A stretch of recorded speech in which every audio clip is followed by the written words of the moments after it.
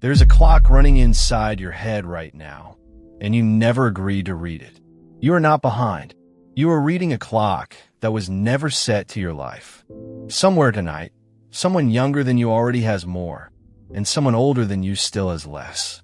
The race you are convinced you are losing was never run on a track. It was painted onto the inside of your skull by comparison. And comparison has only ever told you one thing well, a lie delivered on time. Hold on to that, because by the end of this, I'm going to show you the exact moment the feeling of being behind disappears. Not because you sped up, but because you finally saw who built the clock. There's a name for the trap, and there is a name for the way out. Stay with me. Here is the core idea, and it is older than every app on your phone.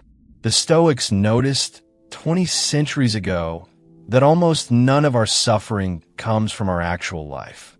It comes from the distance between our life and an imaginary life we measure it against. They had a word for the discipline of refusing that measurement, and we're going to use it tonight. I'll call it the borrowed clock. Every standard you carry that someone else wound up, set, and handed to you, while you quietly assumed the time was real. The feeling of being behind is not information about your life. It is information about whose clock you've been reading. And once you can name the clock, you can put it down. Let me take you somewhere old. Picture Seneca, one of the wealthiest, busiest men in Rome, sitting down to write to a friend who felt his life was slipping past him too fast. He did not tell him to hurry. He wrote, "It is not that we have a short time to live, but that we waste much of it." Read it slowly. Seneca is not talking about people who start late. He's talking about people who spend the years they do have grieving a past they cannot change and envying a future that belongs to someone else.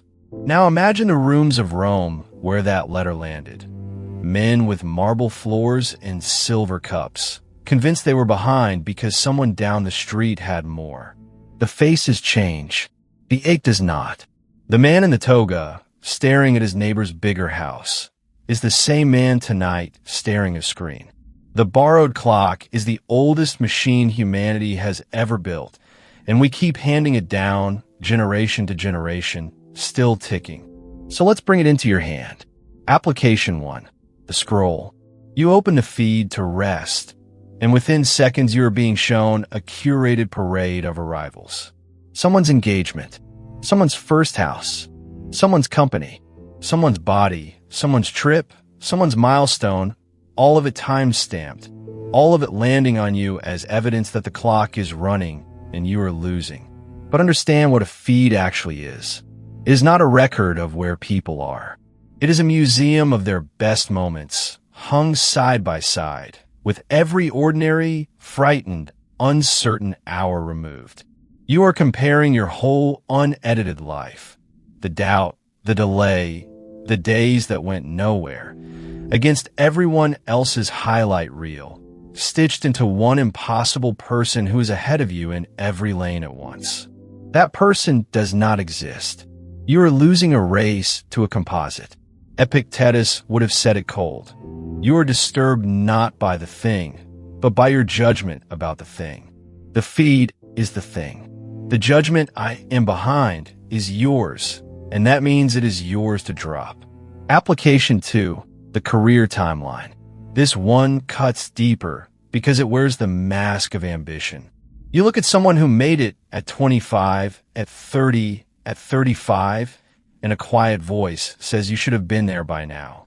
By now, according to whom? There is no schedule.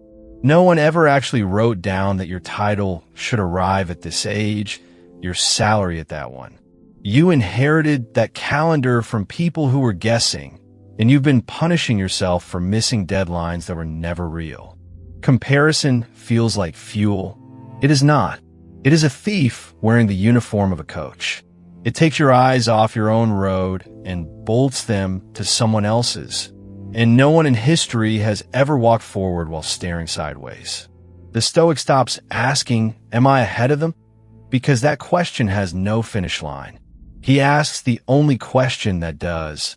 Am I closer to who I want to be than I was yesterday? That race, you can actually win. Tonight, And here is the part the timeline hides from you. The person who arrived early may quietly come apart at 40, and the person still wandering at 40 may build the thing that lasts a lifetime. You cannot see the whole track from where you stand. You are judging a finished race from the middle of the first lap. Application 3, and this is the one that aches in the chest. The milestones of love and life.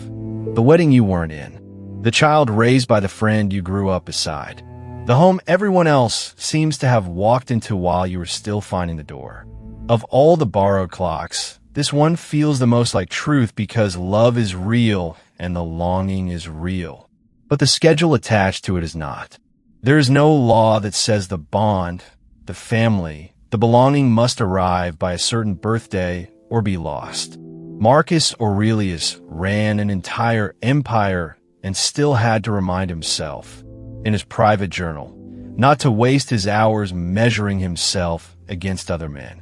Why deprive yourself of the time? He wrote to himself, alone, the most powerful man alive, fighting the exact feeling you are fighting tonight. So let's run an experiment, and I need you in it. Stand still for a moment and picture two roads. On the left, the bright, crowded road where everyone seems to be ahead of you, moving fast, arriving, waving from milestones you haven't reached. On the right, an empty road under a dark sky, quiet, yours alone, going somewhere only you can see. Now answer honestly. You spent years sprinting on the left road, exhausted, looking sideways, certain you were losing. But here's the question. Whose footprints are those, really? You were never on that road. You were always on the right one, your own.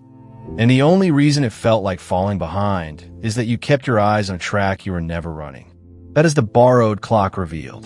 The race is not lost. The race was never yours. But here is what almost everyone misses, and it is the whole reason I asked you to stay. When you put down the borrowed clock, you do not become passive. You become free to build. And the Stoics had a name for what comes next. Amor, Fati, to love your fate, not to merely accept your late start, your detours, your wasted-looking years, but to recognize them as the only raw material you were ever handed. You do not get to begin where they began. You get to begin here. And here is not a disadvantage. Here is the only place a step has ever been possible. Epictetus left us the instruction plainly. Make the best use of what is in your power, and take the rest as it happens. Your age is not in your power. The years behind you are not in your power. But your next decision is. Your next hour is. Your next honest, unwitnessed effort is. That is where all your strength has been hiding the entire time you spent staring at someone else's lane. So this is how the loop closes, the clock I told you about at the start. The cure for feeling behind was never to move faster. It was to see who wound the clock and to set it down. You were never in a race against the world. You were walking your own road, at your own pace, toward a summit only you can reach. And the very moment you stop looking sideways, you'll see you were moving forward the whole time. So here's the one rule. Carry out of this video and let everything else go. Stop measuring the distance between you and them. Start measuring the distance between you and who you are becoming. That gap, and only that gap, is one you can close. One disciplined, unhurried day at a time. If this gave you back some peace tonight, subscribe.